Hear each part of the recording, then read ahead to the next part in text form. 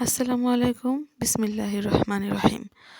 আজ আলোচনা করব ড্যানিয়েল ডিফোর লেখা রবিনসন ক্রুসো এই নভেলটি। নভেলটি ১৭ শতকের দিকে মাঝামাঝি সময়ে লেখা। এটা মূলত অ্যাডভেঞ্চার, সার্ভাইভাল এবং রিয়েলিস্টিক ফিকশন নিয়ে লেখা একটি নভেল। এই নভেলটির প্লেস সিটিং বিভিন্ন এলাকায় বিভিন্ন সময়ে হয়ে থাকে। England, Africa, Brazil, and deserted Ireland near the mouth of the Orinoco river, South America, এই সকল এলাকায় এই নভেলটি প্লেস সিটিং হয়ে থাকে। তো লেটস গো। আজ এই রবিনসন ক্রুসো এই সামারিটা সম্পূর্ণ বাংলায় বলবো। প্রথমে রবিনসন ক্রুসোর জন্ম এবং ভ্রমণের আকাঙ্ক্ষা। রবিনসন ক্রুসো ১৬৩২ সালে জন্মগ্রহণ করে এবং সে ইংল্যান্ডের ইয়র্ক শহরের একটি সম্মানিত পরিবারে জন্মেছিল। তার বাবা ছিলেন জার্মান এবং মা ছিলেন ইংরেজ। তার পিতামাতা চাইতেন যে সে একজন আইনজীবী হোক এবং শান্তিপূর্ণ জীবনযাপন করুক, কিন্তু রবিনসন ক্রুসোর মন সবসময় সমুদ্রে যাওয়ার জন্য ব্যাকুল ছিল। তার বাবা মা তাকে সতর্ক করে বলেছিলেন যে সমুদ্র যাত্রা বিপদসংকুল, কিন্তু ক্রুসো পিতার উপদেশ অগ্রাহ্য করে এবং ঘর থেকে পালিয়ে যায় এবং এক বন্ধুর সমুদ্র যাত্রায় অংশ নেয়। এরপর তার প্রথম সমুদ্রযাত্রা এবং ঈশ্বরের সতর্কতামূলক একটা বাণী সে পায়। প্রথম সমুদ্রযাত্রাটা কেমন এবং এই সময় ঈশ্বরের একটা সতর্ক বার্তা তার কাছে আসে, এটা কি সেটা চলো জেনে নিই। ক্রুসো হুল শহর থেকে তার প্রথম সমুদ্রযাত্রায় রওনা দেয়। জাহাজ সমুদ্রে এক ভয়ঙ্কর ঝড়ের কবলে পড়েছিল। ক্রুসো প্রচণ্ড ভয় পায় এবং বাড়ি ছেড়ে যাওয়ার জন্য তার অনুতপ্ত হয়। সে নিরাপত্তার জন্য প্রার্থনা করে, ঝড় থেমে যায় এবং সে কিছুটা স্বস্তি পায়, কিন্তু সে সেই ভয় আর ঈশ্বরের সতর্কতা ভুলে যায়। সে আবারও সমুদ্রযাত্রা শুরু করে। এবার জাহাজ আফ্রিকায় পৌঁছে এবং ক্রুসো ব্যবসা করে এবং কিছু টাকা উপার্জন করে। এতে সে আবার গর্বিত এবং বেপরোয়া হয়ে ওঠে। এরপরে জলদস্যুদের হাতে সে বন্দী এবং তার দাসজীবন শুরু হয়। অর্থাৎ পরবর্তী যাত্রায় মরিস দস্যুরা তাদের জাহাজ আক্রমণ করে এবং ক্রুসোকে মরক্কোতে ধরে নিয়ে যাওয়া হয়। সেখানে তাকে এক মুর এখানে MRR, এই মুর প্রভুর দাস তাকে বানানো হয় এবং তার কাজ ছিল, সেখানে রবিনসন ক্রুসোর একটা কাজ দেওয়া হয়েছিল, সেই কাজটা ছিল মাছ ধরা এবং পরিষ্কার পরিচ্ছন্নতা বজায় রাখা। সে ২ বছর সেখানে দাস জীবন কাটায়। অবশেষে সে সেখান থেকে পালানোর পরিকল্পনা করে। একদিন তার প্রভু তাকে মাছ ধরতে পাঠান এবং ক্রুসো একটি ছোট ছেলেকে সঙ্গে নেয়, যার নাম ছিল জুরি। এখানে জুরি বানানটা হচ্ছে XURY, জুরি। এরপর ক্রুসো গোপনে নৌকা নিয়ে পালিয়ে যায়। এরপরে সেখানে জালে এবং খাবারে, সেখান থেকে সে পানি এবং খাবারে নিয়ে সে বেঁচে থাকে। এরপর এক পর্যায়ে একটি পর্তুগিজ জাহাজ তাদের উদ্ধার করে এবং ক্রুসো সেই জাহাজের ক্যাপ্টেনের কাছে জুরিকে বিক্রি করে দেয়। এরপর ক্রুসো ব্রাজিলের উদ্দেশ্যে রওনা করে। তো এর পরের পয়েন্টে ব্রাজিলে ধনী কৃষক হয়ে ওঠা, এটা নিয়ে আলোচনা করা যাক।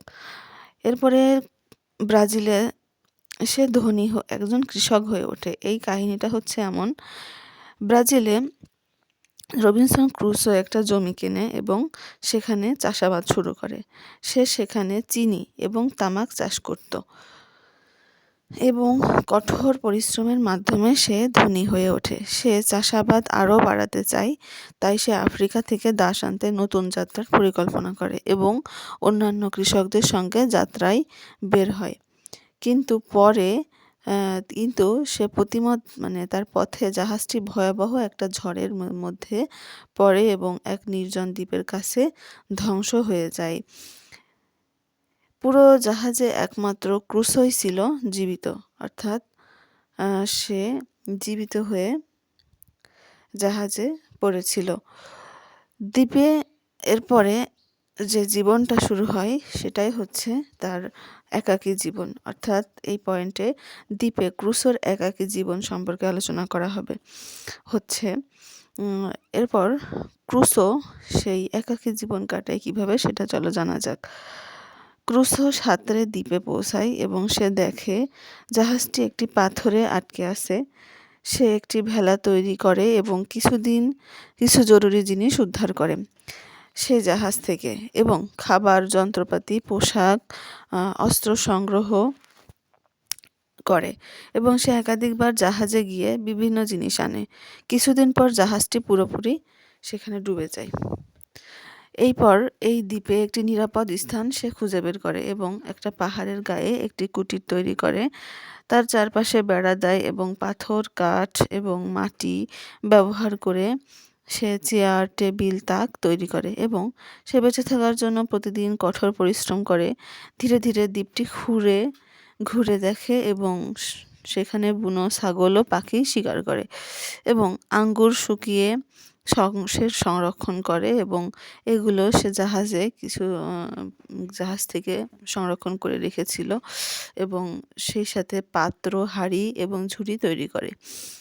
এরপরে সে আরেকটা পয়েন্ট এখানে নিয়ে আসা যায়, সেটা হচ্ছে এরপরে সে সময় গণনা এবং জীবনের ব্যবস্থাপনাটা কেমন করে সেটা চলো দেখে আসি। ক্রুসো একটি কাঠের খুঁটি দিয়ে ক্যালেন্ডার তৈরি করে। এখানে কাঠের একটা খুঁটি বলা হচ্ছে ক্যালেন্ডার তৈরির জন্য, এবং প্রতিদিন একটি করে সেখানে সে দাগ কাটত। এভাবে সে সপ্তাহ এবং মাস গুণে হিসাব রাখত এবং ধান এবং যব চাষ সে সেইখানে শুরু করে। সে রুটি বানানো শেখে, ছাগল ধরে পালনের ব্যবস্থা করে এবং ছাগলের দুধ দিয়ে মাখন ও পনির তৈরি করে। সে নদীতে মাছ ধরে এবং শুকিয়ে রাখে, বর্ষাকালের জন্য খাবার জমিয়েও রাখে। সে জিনিস রাখার জন্য একটি গুহা তৈরি করে এবং সে সর্বদা ব্যস্ত থাকত এবং সতর্ক ছিল। অর্থাৎ সে সেখানে কিন্তু সব কিছুই পেয়ে গিয়েছিল, কিন্তু তার জীবনটা ছিল একাকী নিঃসঙ্গ একজন মানুষ হিসেবে। এরপরে ঝড়, অসুস্থতা এবং পাপের উপলব্ধি, এই পয়েন্টটা নিয়ে আসা যায় এবং এই পয়েন্টে বলা যায় যে একদিন ক্রুসো হঠাৎ গুরুতর অসুস্থ হয়ে পড়ে। তার জ্বর হয় এবং দুর্বলতা অনুভব করে। সে ভয় পেতে থাকে এবং সে ভাবে যদি সেই দ্বীপে একা একা মারা যায় তার কি হবে।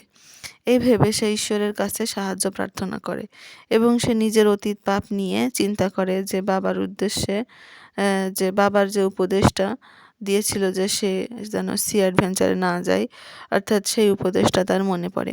সে একটি বাইবেল খুঁজে পায় সেখানে এবং সেইখানে সেই বাইবেলটি পড়তে শুরু করে এবং বাইবেলের কথা তার হৃদয়ে ছুঁয়ে যায়। সেজন্য সে ঈশ্বরের করুণা কামনা করে এবং প্রতিজ্ঞা করে যে সে সৎভাবে জীবনযাপন করবে এবং এটাই ছিল তার আধ্যাত্মিক পরিবর্তনের সূচনা। এরপরে এই সামারিতে যে পয়েন্টটা নিয়ে আসা যায় সেটা হচ্ছে আধ্যাত্মিক জাগরণ এবং অন্তরের শান্তি। এখানে অনুতাপের পর সে যে আধ্যাত্মিক পরিবর্তনের সূচনা হয়, এটার পর ক্রুসো তার মনে একটা গভীর শান্তি অনুভব করে। সেজন্য সে প্রতিদিন সেখানে বাইবেল পড়তে থাকে এবং প্রার্থনা করে এবং কৃতজ্ঞতা জানায়। সে নিজের সেই ভাগ্যটাকে শান্তচিত্তে মেনে নেয় এবং বিশ্বাস করে ঈশ্বরই তাকে রক্ষা করেছেন। সে সাধারণ জিনিসেও আনন্দ খুঁজে পায় এবং সেখানে পুরোপুরি ঈশ্বরের উপর সে নির্ভর করতে শেখে। সে তার জীবনে নতুন অর্থ খুঁজে পায়। সে মৃত্যু নিয়ে আর কোনো ভয় করে না এবং তার মনে সেই মৃত্যু নিয়ে আর কোনো ভয় থাকে না। তার বিশ্বাসই তাকে দৃঢ় করে তোলে সেখানে একাকী জীবনে তার বিশ্বাসই তাকে দৃঢ় করে তোলে। এরপরে একটা গুরুত্বপূর্ণ পরিবেশ সেখানে সৃষ্টি হয়। সেই একাকী নির্জন দ্বীপে সে একটি রহস্যময় পায়ের ছাপ খুঁজে পায়।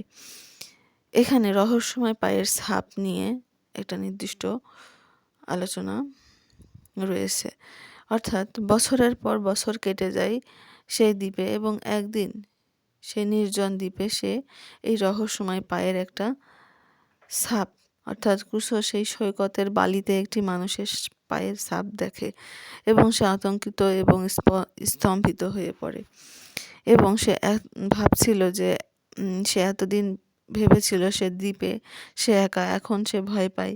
সেভাবে দ্বীপে ক্যানিবেলস, অর্থাৎ এখানে CANNIBALS, ক্যানিবেলস অর্থ মানুষ খাদক, যারা মানুষকে খায়, জীবন্ত বা মৃত এভাবে খায়।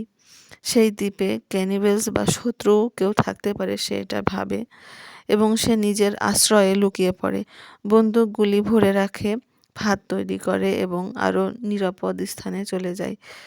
সে ভয়ে এবং সতর্কতায় দিন কাটাতে থাকে। সে বন্দুকগুলি এই জন্য সে বন্দুকগুলি ভরে এবং ভাত তৈরি করে। তার কাছে কিন্তু বন্দুকও ছিল, কারণ সেই জাহাজে এ ধরনের প্রয়োজনীয় জিনিসগুলো অনেক কিছুই সে খুঁজে পেয়েছিল এবং সে এই জন্য একটি ফাঁদ তৈরি করে এবং নিরাপদ স্থানে চলে যায় সেখান থেকে।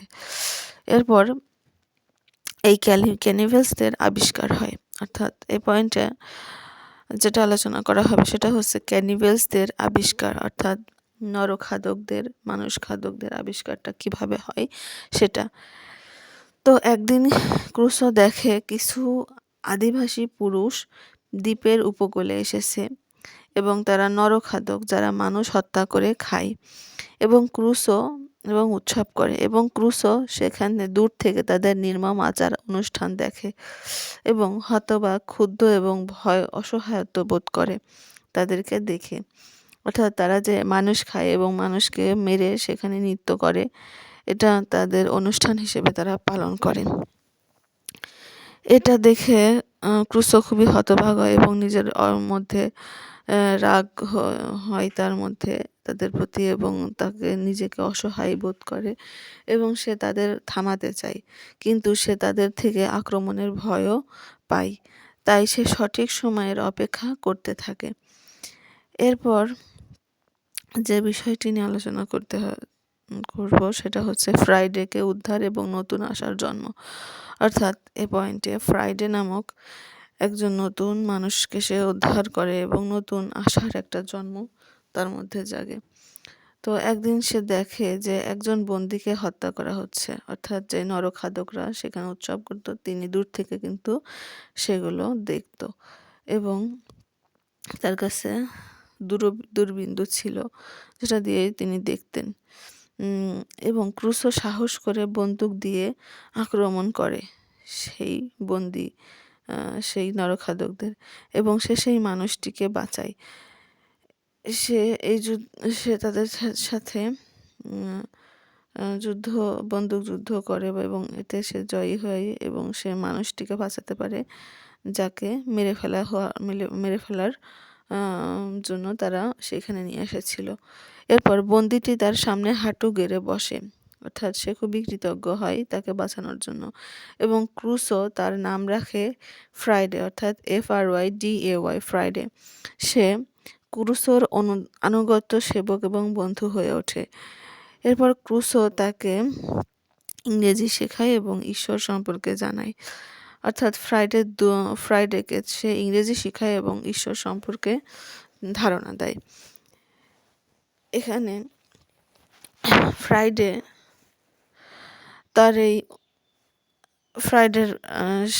তাকে জানায় যে এখানে আরও বন্দী রয়েছে, অর্থাৎ তারা ফ্রাইডের বাবাকে উদ্ধার করে এবং একজন স্প্যানিশ এখানে ফ্রাইডে দ্রুত তার কাছ থেকে ইংরেজি শিখে ফেলে এবং একজন ভালো খ্রিস্টান হয়ে ওঠে। এরপরে বিশ্বাস, বন্ধুত্ব এবং আনুগত্য, অর্থাৎ ফ্রাইডের সাথে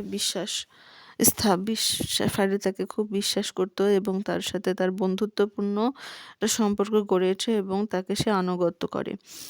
এই পয়েন্টে বলা যায় যে ফ্রাইডে সকল কাজে ক্রুসোকে সাহায্য করতে থাকে এবং সে একসময় রান্না করে এবং শিকার করে এবং পরিশ্রম করে। সে বিশ্বস্ত এবং প্রফুল্লও থাকে, সবসময় আনন্দিত অবস্থায় ফ্রাইডে ক্রুসোর সাথে বসবাস শুরু করে। ক্রুসো সম্পূর্ণভাবে তার উপর আস্থা রাখে যে ফ্রাইডে জানায়। এরপর ফ্রাইডে জানায় যে আরও বন্দী এখানে রয়েছে, যেমন ফ্রাইডের বাবাকে সে উদ্ধার করতে চায় এবং একজন স্প্যানিশ ব্যক্তিকেও সে মুক্ত করতে চায়। অর্থাৎ তাদের সাথে একজন স্প্যানিশ ব্যক্তি, অর্থাৎ তারা ফ্রাইডের বাবাকে উদ্ধার করে এবং একজন স্প্যানিশ ব্যক্তিকেও মুক্ত করে। এরপর ক্রুসো অন্যদের সাহায্য করার পরিকল্পনা করে। সে এক সত্যিকারের নেতা হয়ে ওঠে এবং সে অন্যদের শিক্ষা দেয় এবং শান্তিতে বসবাস করে। তার জীবনে বিশ্বাস, বন্ধুত্ব এবং উদ্দেশ্য স্পষ্ট হয়ে ওঠে। এরপরে যে পয়েন্টটা সেটা হচ্ছে ইংরেজ জাহাজের আগমন। অর্থাৎ ইংরেজ জাহাজের আগমন ঘটে সেখানে এবং সেটা কিভাবে হয় সেটাই এখন বলছি। একদিন একটি ইংরেজ জাহাজ দ্বীপের কাছে আসে। ক্রুসো দেখতে পায় যে জাহাজে কিছু একটা সমস্যা চলছে। কিছু নাবিক বিদ্রোহ করে ক্যাপ্টেনকে বন্দি করছে। অর্থাৎ সেই জাহাজে কিছু নাবিক ছিল যারা বিদ্রোহ করছিল, করে সেখানকার যে ক্যাপ্টেন ছিল তাকে বারবার বন্দি করার চেষ্টা করছিল। ক্রুসো সেই ক্যাপ্টেনকে সাহায্যের পরিকল্পনা করে, ভাবছে আমি যদি এই ক্যাপ্টেনকে সাহায্য করি তাহলে সে আমাকে অবশ্যই সাহায্য করবে। সুতরাং ফ্রাইডের সহায়তায় তারা বিদ্রোহীদেরকে পরাজিত করে এবং ক্যাপ্টেন আবার বিদ্রোহীদেরকে মেরে ফেলে এবং ক্যাপ্টেন আবার জাহাজের নিয়ন্ত্রণ ফিরে পায়। এখানে ক্রুসো দেশে ফিরিয়ে নিয়ে যাওয়ার প্রস্তাব দেন সেই ক্যাপ্টেনকে। তাকে দেশে ফিরিয়ে নিয়ে যাওয়ার কথাও ক্যাপ্টেনকে জানায়। এরপরে দ্বীপ ত্যাগ এবং সম্পদ লাভ, অর্থাৎ সে দ্বীপ ত্যাগ করার একটা সম্ভাবনা পায় এবং সম্পদ লাভ করার সুযোগ পায় পুনরায়। তো এই পয়েন্টে ক্রুসো দ্বীপ ছেড়ে যাওয়ার সিদ্ধান্ত নেয় এবং সে সেখানে 28 বছর কাটিয়েছিল। অর্থাৎ সে ফ্রাইডেকে সঙ্গে নিয়ে জাহাজে ওঠে এবং তারা নিরাপদে ইংল্যান্ডে ফিরে আসে এবং সেই ক্যাপ্টেনের মাধ্যমে, অর্থাৎ ক্রুসো জানতে পারে, এরপর ক্রুসো জানতে পারে তার পরিবার আর বেঁচে নেই, কিন্তু ব্রাজিলে তার চাষের জমি অনেক উন্নত হয়েছে এবং তার বন্ধুরা সেটি রক্ষা করেছিল। এরপর ক্রুসো জমির সাফল্য থেকে ধনী হয়ে ওঠে এবং সে বিশ্বস্ত পর্তুগিজ ক্যাপ্টেনকে পুরস্কার দেয় এবং ইংল্যান্ডে তার এক বন্ধুর বিধবা স্ত্রীকেও আর্থিক সাহায্য করে।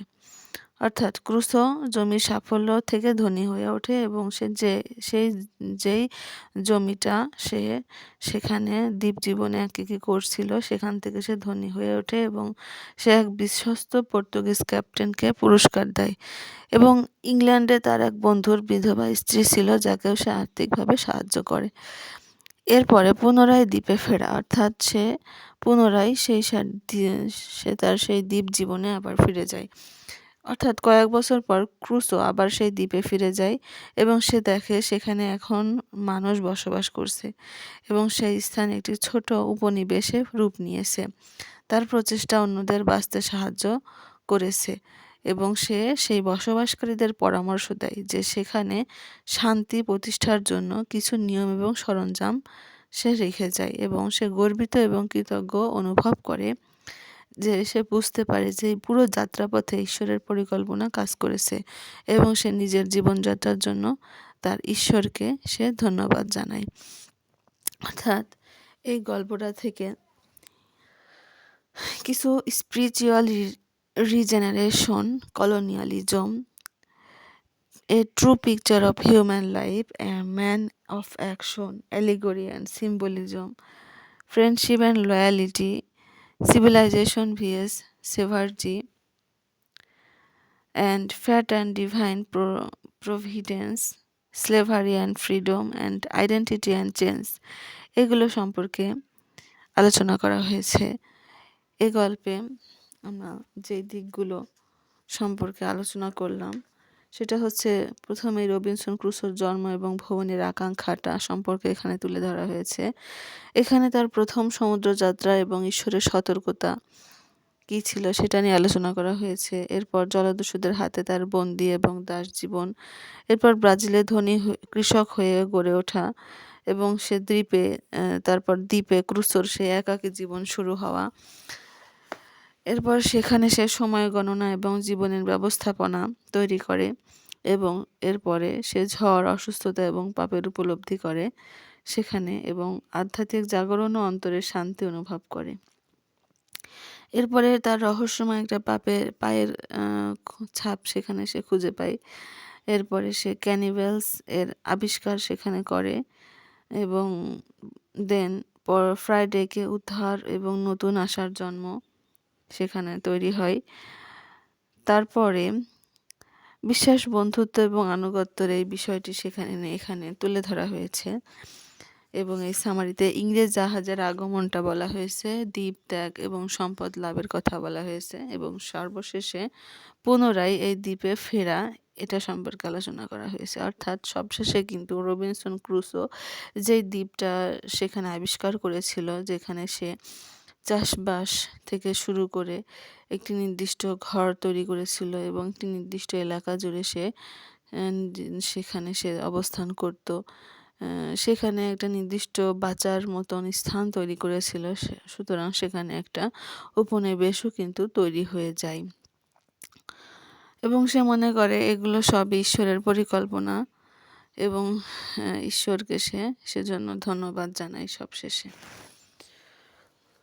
অর্থাৎ রবিনসন ক্রুসে যেই জিনিসগুলো হয়েছে সেটা হচ্ছে এখানে আধ্যাত্মিক পুনর্জাগরণ তৈরি হয়েছে, উপনিবেশবাদ এখানে দেখা গেছে এবং মানব জীবনের যে প্রকৃত ছবি এখানে তুলে ধরা হয়েছে, কর্মনিষ্ঠ মানুষ সম্পর্কে এখানে বলা হয়েছে।